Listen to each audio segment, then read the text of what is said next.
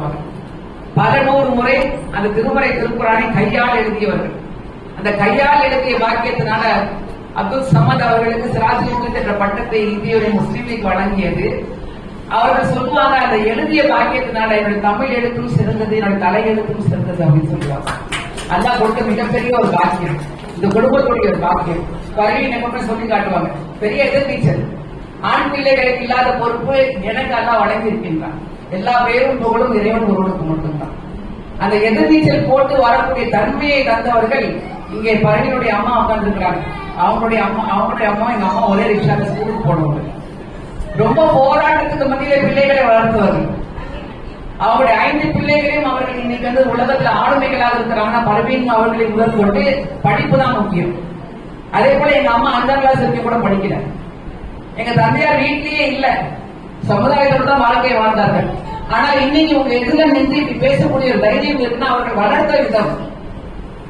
என் தாய் தந்தையை நான் நினைக்கக்கூடிய அதே நேரத்தில் என்னுடைய கணவனை பெற்றெடுத்து தாய் தந்தையை நினைக்கிறேன். ஒரு வீட்டுக்கு மருமகளாக நான் போன பொழுது ஒரு தலைவருடைய மகள் இந்த திறமை, இந்த ஆற்றல் எங்க வீட்டுக்கு மருமகளா வந்த பிறகு வரைஞ்சிடக்கூடாது என்று இந்த திறமையை ஆற்றலுக்கும் உறுதுணையாக இருந்தவர்கள் என்னுடைய அன்புக்குரிய கணவருடைய பெற்றோர்கள். அந்த தாயும் அந்த தந்தையும் 2 செட் அல்ல போட்டுட்டான். அல்ஹம்துலில்லாஹ் அவர்கள் சொல்லி சொல்லி வளர்ப்பாங்க. எதிர்நீச்சல் போடணும், பரவாயில்ல, நம்ம போடல. நீங்க போயிட்டீங்கன்னா அவர் யாரு சிராஜுடைய பேர் ஒரு மேடையில ஏறும் பொழுது அட்லீஸ்ட் இன்னார் நீங்க எப்படி பேசுறீங்கன்ற முக்கியம் இல்லை, இன்னாருடைய மகளா இந்த வம்சாவளி தொடருது, இன்னாருடைய பேத்தி அப்படின்னு சொல்லுவாங்க இல்லையா? அதற்காகவே நாங்கள் எல்லாம் இங்கே இந்த நீச்சல் எதிர்நீச்சல் போட்டுக் கொண்டிருக்கிறோம். திருமறை திருக்குறானுடைய சாரம்சம் எங்க தந்தையார் சொல்லி காட்டுவாங்க. 3 வரிகளில் சொல்லி முடிப்பார்கள். இறைவனை வணங்கி வாழ்வோம், இல்லாதவர்களுக்கு வழங்கி வாழ்வோம், அனைவரோடு இணங்கி வாழ்வோம். திருக்குறானிலே தான் சொல்லப்பட்டது. இன்னைக்கு உலகத்துக்கு என்ன தேவை?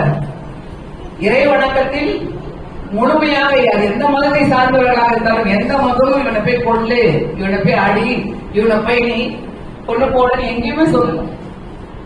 அநீதி இழைக்க வேண்டும் என்று எந்த மதமும் சொல்லவில்லை. அந்த அறவேக்காடு சூடோ நாலேஜ் செமி நாலேஜ்னாலதான் இன்னைக்கு மத வெறியர்கள் மத்தியில இங்கே உலாவிக் கொண்டிருக்கிறார். இறைவனை முழுமையாக வணங்கினோம் என்றால் மக்கள் மத்தியிலே ஒற்றுமையும் சகோதரத்துவத்தையும் நிலைநாட்டுவோம். அந்த இறைவனை முழுமையாக வணங்குங்கள். அடுத்தது, இல்லாதவர்களுக்கு வழங்கி வாழுங்கள்.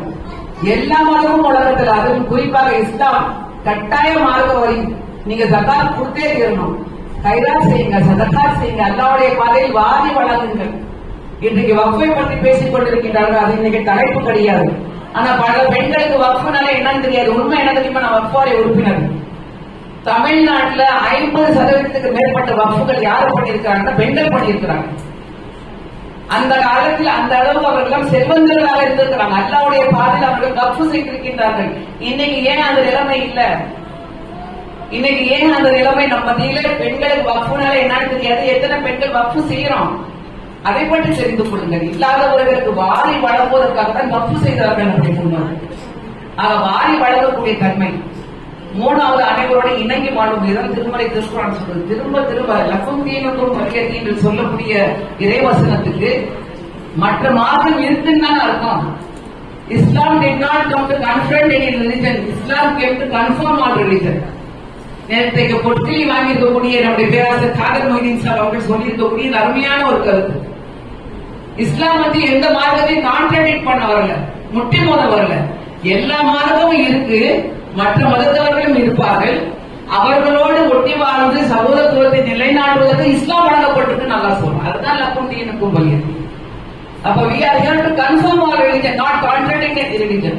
இன்னைக்கு இந்த வெறுப்பு நம்மை பார்த்து நம்மை அழிக்க வேண்டும் என்று அவர்கள் சிந்திக்கக்கூடிய காரணம் என்னன்னா, ஒண்ணு அவங்களுக்கு நம்மளை பத்தி தெரியல, அடுத்து நமக்கே நம்மளை பத்தி தெரியல. அவர்களுக்கு தெரியப்படுவதற்கு முன்னால் நம்மை நாம் தெரிந்து கொள்ள வேண்டும். அதிலும் குறிப்பாக பெண்கள் தெரிந்து கொண்டோம் என்றால் நம்ம வந்து இன்டர்நெட்ல அதை விட பவர்ஃபுல்லான ஆள். நம்ம இன்டர்நெட்ல சொல்றாங்க, நெட் மூலமா அதை பார்த்தேன், செய்தி வந்து சோசியல் மீடியால பார்த்தேன். இன்னைக்கு இருக்கக்கூடிய பேஸ்புக், இன்ஸ்டாகிராம், ட்விட்டர்லாம் ஒண்ணுமே இல்லை பெண்களுக்கு. இது இல்லை. நம்ம நினைச்சோம்னா உடனே நம்ம செய்தியை பரப்புவோம். நல்லதை பரப்பி அதை நிலைநாட்டக்கூடிய அந்த குவாலிட்டி குவாலிபிகேஷன் நம்ம கிட்ட இருக்கு. அதை உணர்ந்து இருக்கக்கூடியவர்களாக என்னுடைய இறுதி கருத்தாக உலகம் இன்னைக்கு நிறைய ஒரு வாக்கியம், ஒரு ஏக்கத்தில் இருக்கு. அமைதி இல்லாத ஒரு நிலைமை, பரபரப்பான ஒரு நிலைமை. எங்கு பார்த்தாலும் பிரச்சனை, எங்கு பார்த்தாலும் சர்ச்சை, எங்கு பார்த்தாலும் எல்லாரும் ஓடிக்கிட்டு இருக்காங்க. எதை நோக்கி ஓடுறாங்கன்னு தெரியல. அந்த பர்பஸ் ஆஃப் லைஃப் கொடுக்கக்கூடிய மார்க்கம் இஸ்லாம். இதை இப்படி செய்ய வேண்டும், எப்படி செய்ய வேண்டும், யாரை பின்பற்றி செய்ய வேண்டும், இவரை பின்பற்றி செய்தால் இதில் உங்களுக்கு வெற்றி உண்டு, இந்த உலகத்தில் மட்டுமல்ல மறுமையிலும் உண்டு என்று ப்ராப்ளமை பத்தி மட்டும் பேசல, சொல்யூஷன் கொடுக்கக்கூடிய மார்க்கம் இஸ்லாம். அதில் குறிப்பாக இலக்கியத்தை பற்றி இன்னைக்கு இந்த மாநாடு நடந்துகிட்டு இருக்கு. நீங்க எல்லாம் அல்ஹம்துலில்லாஹ் இந்த விஷயத்தை அழகாக சொல்லி காட்டக்கூடிய திறமையும் தன்மையை பெற்றிருக்கக்கூடியவர். ஆக நல்லதை ஏறி தீமையை அழிக்கக்கூடியவர்களாக, இறைவன் மீது அசைக்க முடியாத நம்பிக்கையுடையவர்களாக, மக்கள் மத்தியிலே அன்பையும் பரஸ்பரத்தையும் சகோதரத்துவத்தையும் நிலைநாட்டக்கூடியவர்களாக எல்லாம் நம் அனைவரும் ஆக்குவானாக என்ற அந்த பிரார்த்தனையோடு இந்த 9வது மாநாடு தொடர்ந்து பல்வேறு மாநாடுகளாக நடந்து கொண்டே இருக்கும். அது தமிழ் இருக்க வரைக்கும் இஸ்லாமிய தமிழ் இலக்கியம் இருக்கும். அல்லாஹ் சுப்ஹானஹு வ தஆலா இந்த மாநாட்டுக்காக யாரெல்லாம் உழைத்திருக்கின்றார்களோ அல்லாஹ் அதை பொருந்தி பண்ணுவானாக என்ற பிரார்த்தனையோடு இந்த அரங்கத்தை அழகுபடுத்தி கொண்டிருக்கக்கூடிய அத்தனை பேச்சாளர்கள், சிறப்பு அழைப்பாளர்கள், அனைத்து சகோதரிகள், குறிப்பாக V4All என்ற ஒரு அருமையான ஒரு ஆர்கனைசேஷன், அதனுடைய அனைத்து பொறுப்பாளர்களையும் உட்கார்ந்திருக்கிறாங்க. பல்வேறு சமூக சேவையில் நம்ம ஈடுபடுத்திக் கொண்டிருக்கின்றோம். அதனுடைய தலைவர்கள், டிரஸ்டிகள், அதனுடைய செயலாளர், அத்தனை சிங்கங்களுக்கு மத்தியில ஒரு சிங்க பெண்ணாக ஒரு அல்ஹம்துலில்லாஹ். அதெல்லாம் நிறைய பேர் ஜாப்புவாங்க, அதுக்கு நான் தான் செயலாளர். அல்ஹம்துலில்லாஹ், அல்லாஹ்வுடைய கிருபையினால நேற்றைய தினம் கூட மலேசியா, சிங்கப்பூரில் இருந்து வந்திருக்கக்கூடிய நம்முடைய பிரதிநிதிகள்லாம் அந்த அமைப்பை பற்றி சொல்லியிருக்கிறாங்க. இன்னும் முதலமைச்சர் நம்முடைய நடவடிக்கைகளை பார்த்து ரொம்ப சந்தோஷப்பட்டு பாராட்டி இருக்கிறாரு.